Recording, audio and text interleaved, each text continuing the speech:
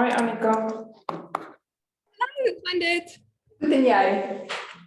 Dankie. Kan jy my goed hoor? Ja, ek kan jou goed hoor, kan jy my goed hoor? Ek hoor jou 100%. Okay, ek gaan solank die mense laat inkom en dan sal ons kyk na die skyfies.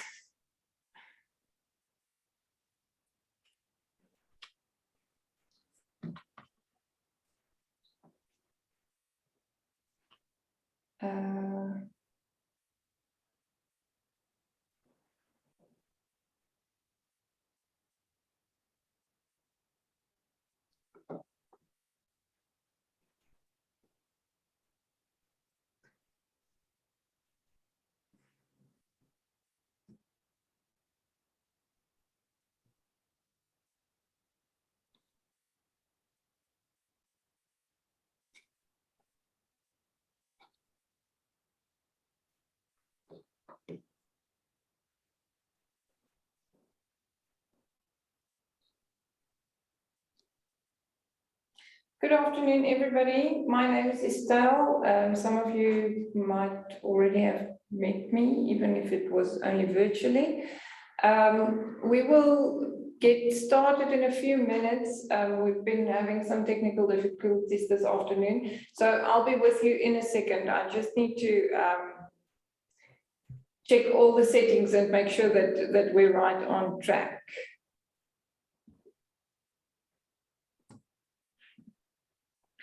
Okay, Annika, I'm making you the host, so you should be able to share your slides with us. Okay, wonderful. Well, I don't really have slides. I've got more like products, so. But you want to share your screen with us at some point? No, no, it won't be necessary. Not necessary. Okay. Okay, so I'm going to introduce Annika. She is a registered dietitian and she's going to share a few tips with us. I said to her, you know what, we are all busy and we all know, and especially at the beginning of the year, everybody wants to have more healthy habits, but it's not always easy, and so she's going to help us with some tips on how we can cultivate some more healthy eating habits. Okay, Annika, so you can go ahead. Okay, thank you so much for that lovely introduction. It's such a pleasure to be here today. And it's the perfect time of the year to be talking about, you know, changing your eating habits and so on, because we're still in the new year's, new month. I don't know how many of you are still going strong on your New Year's resolutions, but hopefully if eating healthier was one of them, then this will inspire you to carry on or motivate you to carry on with them. And if it wasn't one of your New Year's resolutions, then maybe this will inspire you to make it one of your New Year's resolutions. It's still January, so it's not too late for a New Year's resolution. Okay, so today, like Estelle said, we'll just be talking, I'm going to give you some small tips about changing your eating habits or making them healthier. So I always say, you know, small changes equals big results. Okay, I think that's true in any aspect of life. You know, Estelle will be able to tell you it's true in budgeting, money management, exercise even, and also in your eating habits. So these tips that I will be giving you is also, of course, budget friendly, because it is the 93rd day of January. So I think we all need some ways to save money. So yeah, let's get started. So I'm just going to talk about small changes that you can make every day to develop healthy eating habits. Healthy eating habits are needed for proper mental function, for proper digestive health, especially lifestyle diseases like diabetes, heart disease, and all of that. So yeah, let's get started. The first thing is, let's talk about breakfast. Okay, the most important meal of the day. I know that's a thing that parents say to their children to get them to eat breakfast before school, but it is actually also, there's scientific evidence that it is a good thing. It is the best way to start a day. So, I mean, it improves mental function.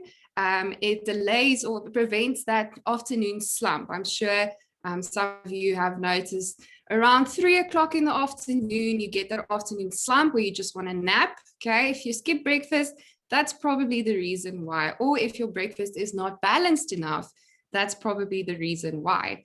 It also increases your memory and mental function and concentration during the day. So I know many of us, that the biggest excuse that I've heard, I don't eat breakfast because I don't have time. Okay, it makes 100% sense. Mornings are busy, especially if you've got children. Need to get them ready, need to get yourself ready and everything in a short amount of time. And I don't know about you, but I also don't really want to get up half an hour earlier in the morning if I don't really have to or feel like I really have to. So breakfast can be quick. It can be prepared ahead. So things that I like to tell my clients, for example, is overnight oats. It's a huge thing. Pinterest, Google, those recipes are everywhere. So these are things that you can plan ahead, make it ahead the night before. You get up in the morning, it's ready to eat. Even if you have to eat it in the car, at least you're getting in your breakfast. Another thing that you can prepare is, for example, boiled eggs. Boiled eggs is a good source of healthy fats and protein, and it'll keep you full during the day until lunchtime at least. So these are things, again, that you can kind of prep. We all talk about meal prepping and so on. So yeah, I'd like to hear about you if you eat breakfast every day, how that falls into your daily routine. Another thing that you can do for breakfast, quick breakfasts, a big thing. So I have here, for example, instant oats. Okay, so I know you get those boxes of flavored oats. Okay, those are unfortunately very high in sugar, but you get these instant oats. I hope you can see. These are, you can see, they are heart healthy. That's always a good sign to look for, when buying a product. Okay, so these are unflavored oats. The only difference is they're rolled thinner. So you literally just add boiling water and that's it. Okay. I'm glad that no one said no on the don't eat breakfast every day. So well done. Good start. So yeah, the rolled oats, for example, the quick oats, it's instant. You can put it in a takeaway or a little, eat there or in the car, even dropping the kids off at school and so on. So it doesn't have to be a huge breakfast every single day. You don't have to eat, toast and eggs and all of that every day. It's all about, making the best of these small things. So another thing, like a tip you can use especially for these instant oats that I like, because I know a lot of people complain that oats are very boring. And I understand that. But if you, for example, add cut banana and cinnamon to your oats in the morning, to these oats, that's a wonderful way. One, you're getting in your fiber from the oats and the banana. So there's a fruit for the day. And the cinnamon adds a bit of a nice taste. You can even add, some sweetener if you do use sweetener. Like there's a vanilla flavored canderel sweetener that I love. So that's sugar-free, energy-free, and it just adds that sweet taste if you like a sweet breakfast. The other thing that is important when we talk about breakfast is the breakfast cereal. So that's kind of, everyone's go-to because it's another quick option. The only thing is to look out for when you buy cereals is sugar. Okay, so a lot of people eat granola or muesli in the morning with yogurt and some berries, which is great, the yogurt and the berries, but the muesli often has, muesli and granola is made with sugar and oil. It's baked in sugar and oil. So that's one thing. We think it looks healthy because they advertise it with nuts and fruits and all of that and fiber, which is true. It does have all those things, but they are often very high in sugar. So the more sugar you eat, obviously, If you are trying to lose weight, or if you are trying to get your blood glucose stable, if you're diabetic, even for heart health, sugar should be limited. So just take a look. I know a lot of, a lot of shops have the light version. So you can have a look there. I think it is also Jungle Oats have their range of mueslis, and you actually get a light one. So that means it's lower in sugar and lower in fat. So that is a better option. But my tip would be rather leave the granola and the sweet cereals as a treat. So I don't believe in cutting things out that you enjoy. If you like your Cocoa Pops, by all means, but don't make it an everyday thing. Rather keep it as a treat to food. Another like little tip is corn flakes versus all bran. So corn flakes, we'll talk a little bit about now, is a refined carbohydrate. So it doesn't have the fiber. All bran, I mean, you can literally see the little fiber in the all bran. So all bran is also a good option. Whether you have it with your milk or yogurt, or even like dry, as a snack. That's also a good breakfast idea. And then, and the next thing I want to talk about is fruits and veg. So again, we're talking about small changes that you can make every day. So yes, I want to hear from you. How many fruits and veggies do you think is the daily recommendation? So I'm talking about fruits and veg in total. Fruits and vegetables are obviously the most important part of a diet in my eyes, or what you eat during the day. Fruits and vegetables have fiber, lots of fiber. Again, fiber is needed to keep your stomach regular. It also is good. It's good for mental health, or brain health, and digestive health, and heart health especially. And it's also been, new research shows that it's also been, it can actually help you lose weight. So that's why if you go to a dietitian, the first thing they will add is more high fruit and vegetables for that fiber. Okay, so I'll wait and see what you guys think is the daily recommendation. But just a few tips on how to increase your fruit and veg intake during the day. The first thing is snacks. So I know not a lot of us have time for snacking at work. Okay, so let's have a look here at the results. Okay, so most of you said 3 a day. Okay. Well, it's actually, no one said 5, and that's actually the recommended amount, believe it or not. It sounds like a lot. So, but it's, the golden rule is 5 a day. So that's 3 veggies and 2 fruits every day. But I mean, I have to be honest, I don't even get to that. So I always say, if you can at least have 1 portion of fruit and 1 portion of vegetables every day, that's better than nothing. So to get to that every day, because we sometimes forget, or we don't buy enough, or we buy, but then they go off, and, the fresh fruits and vegetables, I understand that is definitely a big thing. And it's a big thing that, stops you from enjoying your fruits and veg. But frozen vegetables and frozen fruits are a great option. They are cheap, they last long, and, contrary to popular belief, they aren't less healthy than fresh fruits and vegetables. They have the same amount of vitamins and minerals, everything. So you don't have to worry about that. They're not more preserved. They are really just frozen. So it's very convenient. And that's definitely something that I would recommend. You can even buy frozen fruits now, especially for smoothies and things. You buy a kilogram of frozen berries. Places like Fruits and Veg often have specials on these kilogram packs. And it's great now in summer to just, take a handful of those frozen blueberries as a snack. It's like a little ice lolly, but it's a healthy snack, and it's nice and sweet. So, to incorporate fruits and veggies as snacks, I think is very important. And obviously a lot healthier than going for the chips or the chocolate or the sweets or the energy bars and so on.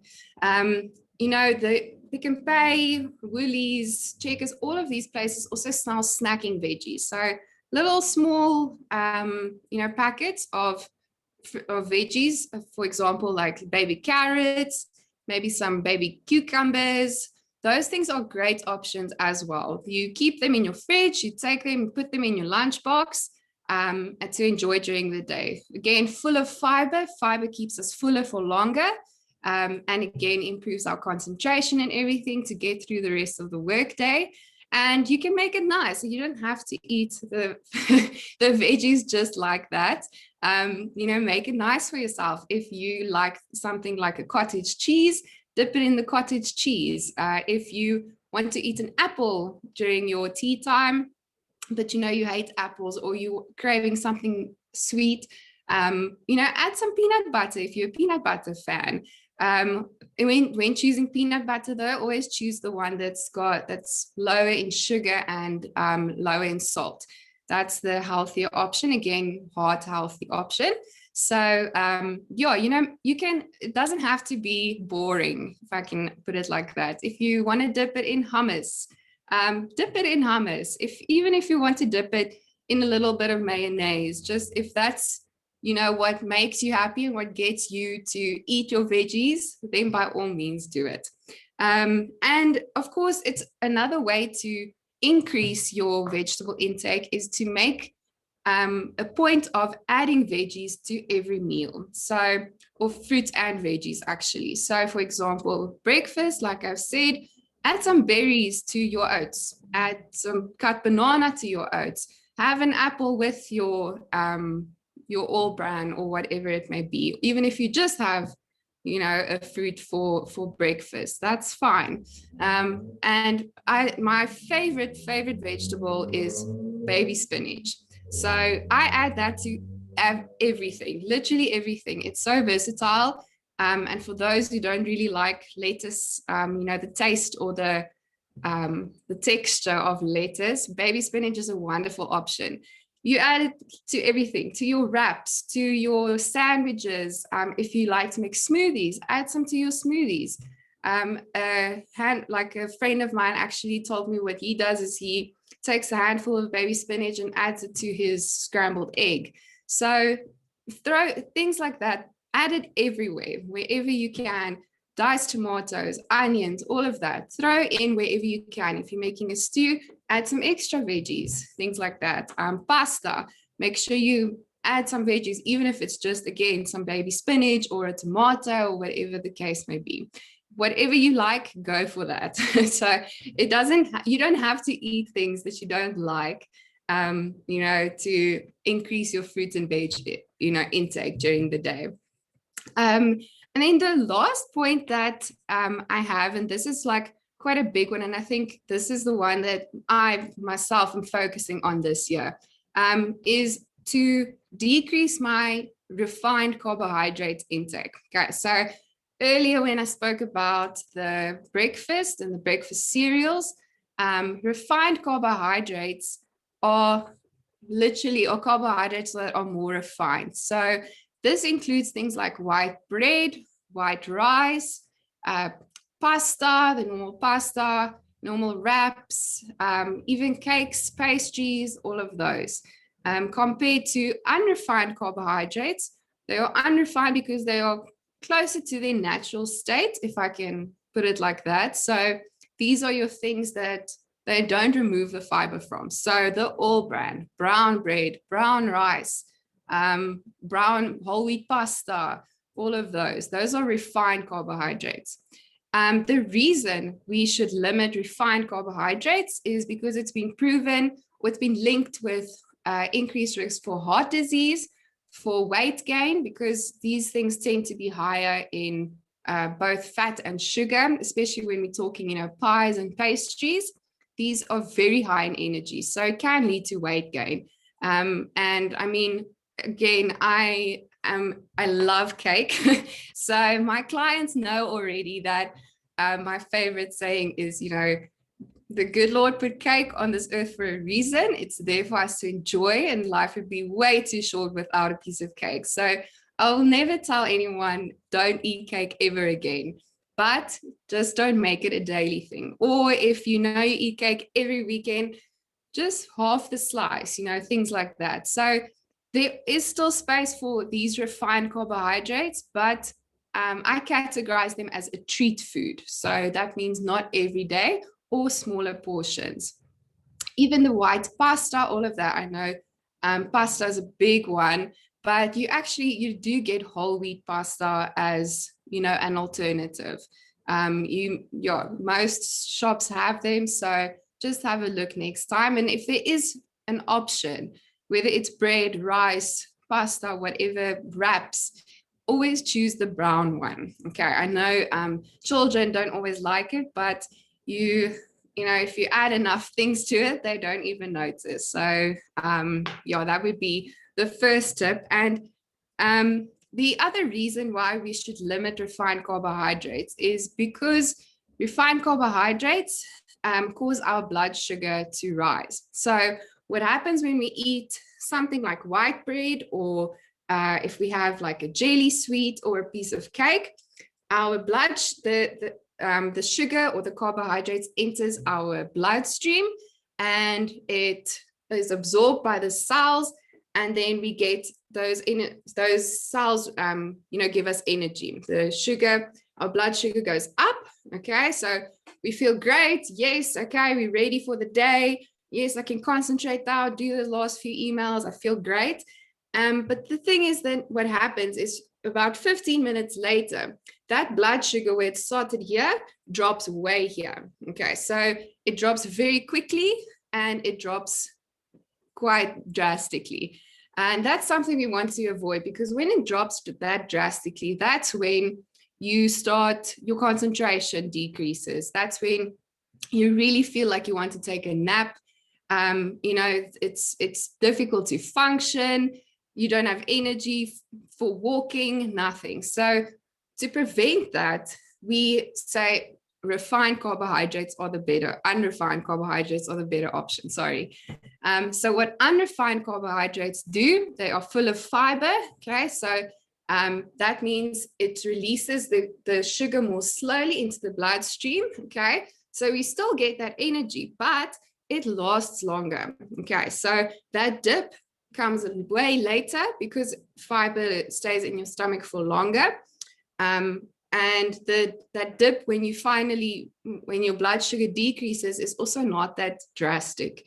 So your energy is, your blood glucose levels, your blood sugar levels, whether you're diabetic or not, it really, that's what causes energy fluctuations throughout the day. So when choosing carbohydrates, choose things like the high fiber ones. Whether, like I said, whether it's wraps, add more fiber to it.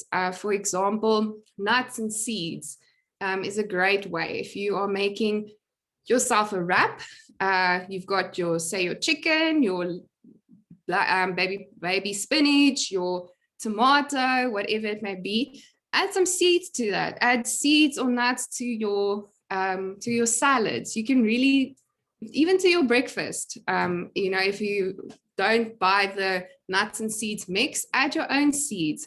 It's really a great way to also increase that fiber and to keep your blood glucose a bit more stable during the day. And again, it's important for, a full day job, you have to be concentrating most of the day. So to keep your brain awake and active and to actually absorb, information and, help your memory, unrefined carbohydrates are a great way to do that. And of course, we can't speak about, there we go, about unrefined or refined carbohydrates if we can't talk about sugar. Okay, so sugar is one of these, things. Like I mentioned, sugar does the same thing. Okay, so a lot of people have come to me and said, okay, well, they don't use sugar, so it's fine. They rather use honey because it's healthier. So I want to know from you, do you agree with that statement? Do you think honey is healthier than normal sugar? Overall, though, like I mentioned earlier, sugar should be limited for obviously many health reasons. And if you want to lose weight or maintain a healthy body weight, sugar should be cut down. And it's quite scary when you actually go look at products, how much sugar is hidden in products. I know like some of the scariest ones that people don't realize. I mean, we all know our Cokes, Coke Zeros and all of that, but flavored water. You see water and you see, oh, okay, great, this is healthy, this is water. But if you go look, some of those flavored waters actually have more sugar than a glass of Coke. Another place that sugar is a little bit hidden. Okay, cool. So everyone, so 100% says honey is healthier than normal sugar. I hate to burst your bubble, but it is not, okay? Neither is brown sugar. It sounds healthier because it's brown, but in this case, your body doesn't recognize the difference between honey, sugar, syrup, white sugar, brown sugar, all of that. It's the same thing. It contains the same amount of energy, per teaspoon. It will still increase your blood sugar like that. Yes, it is very sad. I'm very sorry for the bubbles that I'm bursting here, but it's a good thing to be aware of. So yeah, unfortunately, honey does not make it a difference. It's not better than our normal sugar. If you are trying to cut down on sugar, avoid things like the flavored water drinks. Like fruit juices. Fruit juices are extremely high in sugar. It sounds very healthy because it's a fruit, but to give you an example, 1 glass of orange juice, like 250 milliliters, that contains the same amount of sugar of 8 oranges. And I mean, like, not that the sugar in fruit should ever be categorized as bad, but that is an abnormal amount of sugar in a glass. Again, that's like the same as drinking a glass of Coke. So rather, if you want to drink a glass of orange juice, rather only add half to your glass and dilute it with water. There are other ways to cut down on sugar as well in terms of drinks. You get these like Slimzy or sugar-free concentrated drinks. Even Oros has a sugar-free version. So that's a better option, especially, when it's summer, we're getting thirsty and water isn't always enough. Although water should be the main thing that you drink, 8 glasses a day. But there are other options. Sugar-free Coke, like, don't worry. I know a lot of people associate it with, it's got higher salts or preservatives or whatever the case may be. No, it's a healthier option than your normal Coke. Other hidden sugars, like I mentioned, in our muesli, our cereals, even if it doesn't always taste sweet, there is a lot of sugar.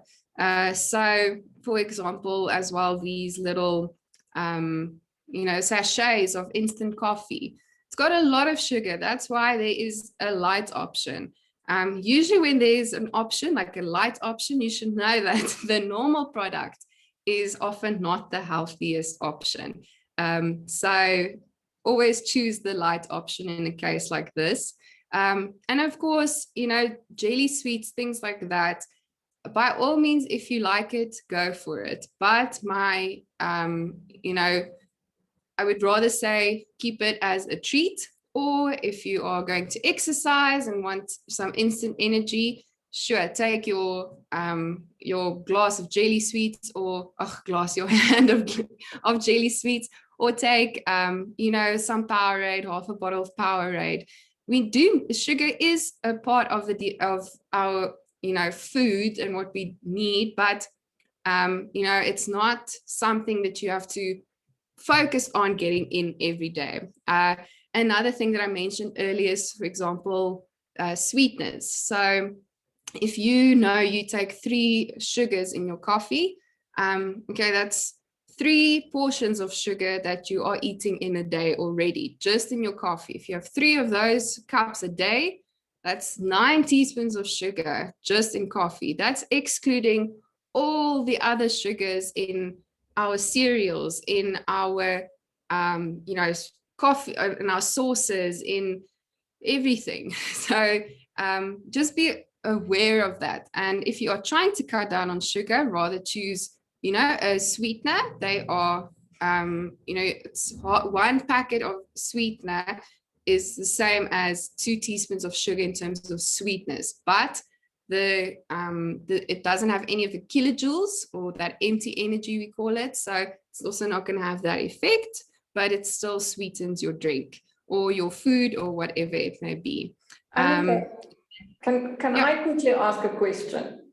Yes, of course. Since you are on the topic, how much sugar is or should be allowed per day? So the general recommendation is about 15 grams of sugar a day. Okay, so that sounds like a lot if you think, okay, 15 grams, that's, a tablespoon. You're like, okay, I don't drink sugar in my coffee, so it's fine. I don't get a tablespoon of sugar in every day. But like I said, these hidden sugars in most products, that's where the trick comes. So, I mean, peanut butter, most of your, spreads, even in like things like processed cheese, it's got like some sugar. So it all adds up during the day.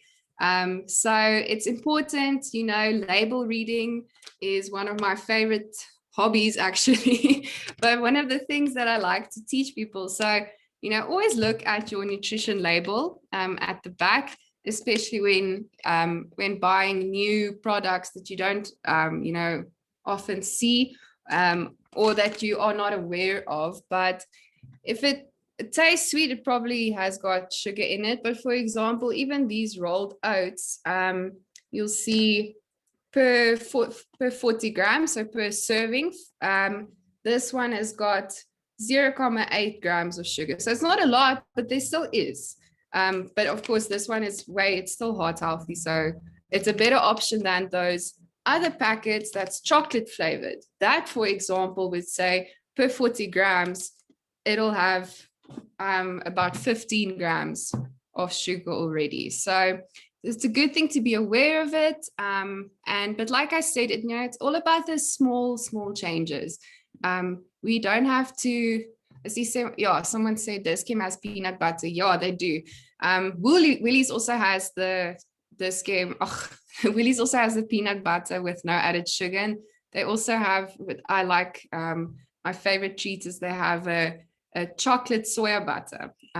So that's also a nice alternative to your chocolate. It's also low in sugar and it's healthy fats. So that's also a good option if you are a sweet tooth like me and you're looking for a quick snack. So so like I said, small changes, they add up and they give you those big results. So I hope you learned something.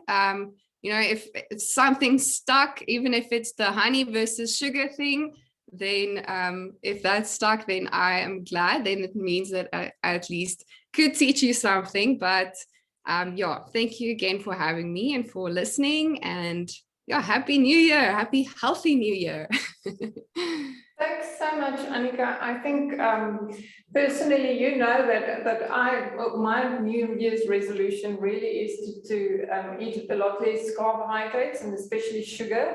And so far, I'm doing quite well. But I have to tell you, I was really shocked when I started reading labels. I was always aware of the fact that everything has sugar in it, but I really never knew how much, and that is shocking. So I would want to encourage everybody to start reading labels. And I think also, while you were talking, I was thinking, as you're saying these things, you need to eat this much vegetable and this much sugar, and so fruits in a day.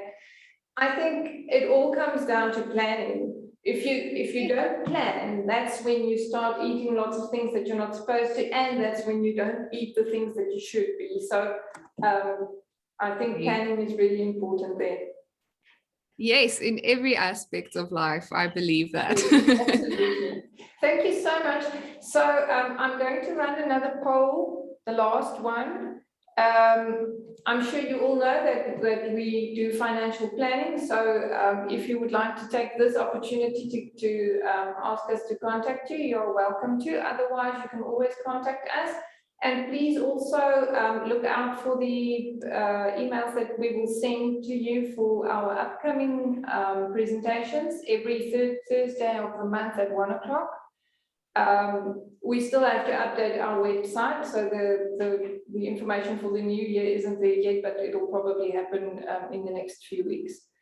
So if anybody has any questions for Annika, you are welcome to stay on and chat with her. I will be here for still a few minutes, and also to give you the opportunity to complete the poll.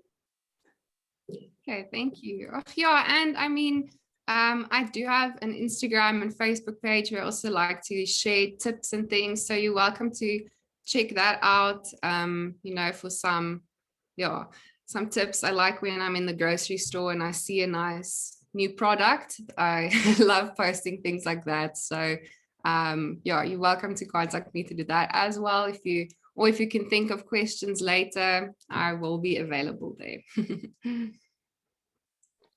Yes, you actually reminded me also, you can also check on Facebook. We have also created a page for Jenwell as well as a group. So you can join also, we will also be sharing some information there with you. It looks like we've got a raised hand somewhere. Let me just see if I can figure out who it is.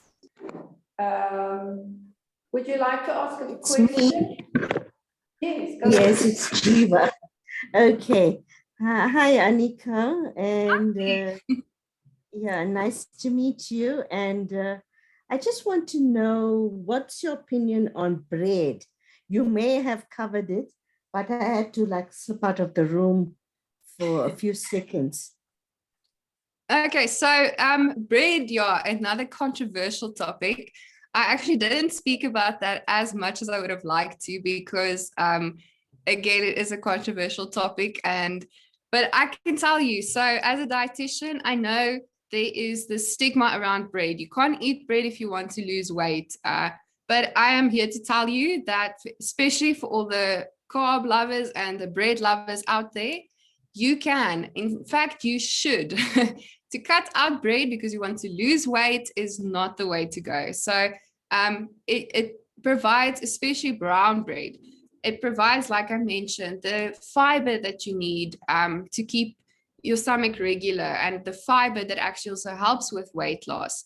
Our body needs carbohydrates to function. Our brain uses carbohydrates mostly as the energy source. So to go carb free or to cut out bread, for example, completely is not necessary. I mean, I have patients who I worked out their meal plan, and I gave them 6 slices of bread a day because they can eat it, and you know, they will still lose the weight. So it's all about choosing the right bread. So brown bread or whole wheat or seeded bread versus your white bread. That's the most important thing. But no one should feel that they have to cut out bread or pasta or things like that. It's just about making those small, healthier choices. So I hope that answers your question, and that was a good answer for you, or the answer you were hoping for. No, it is good. And what do you suggest for people who are gluten intolerant or? Okay, so your gluten intolerance, that makes it a bit difficult, because gluten is the protein found in most like wheat or, you know, bread, carbohydrate products. So in terms of when you are shopping gluten-free, there is a big trend now to shop gluten-free. A lot of products do, or a lot of shops have a whole gluten-free aisle or product range, which is great. So bread, you do get gluten-free bread. I know not a lot of people like it, but it is an option. But gluten-free things include, you know, like rice and potatoes. You know, yeah, I can't think of anything. Or quinoa, for example, is another great starch or carbohydrate that, I mean, anyone can include. It's got like nice high in protein. Quinoa is the weird thing that's spelled Quuio or INOA if you want to have a look. So that's also a good alternative, a high fiber alternative. But again, it's also just important to note that not everyone should go gluten-free because it's in the health aisle. It's really just for people who are gluten intolerant and actually do have symptoms. So gluten-free does not mean that the product is healthier, but you do get gluten-free cereals and things. So it really, there is enough other options except for bread if you are gluten intolerant or allergic to gluten. Thanks so much. Thank you. Thank you.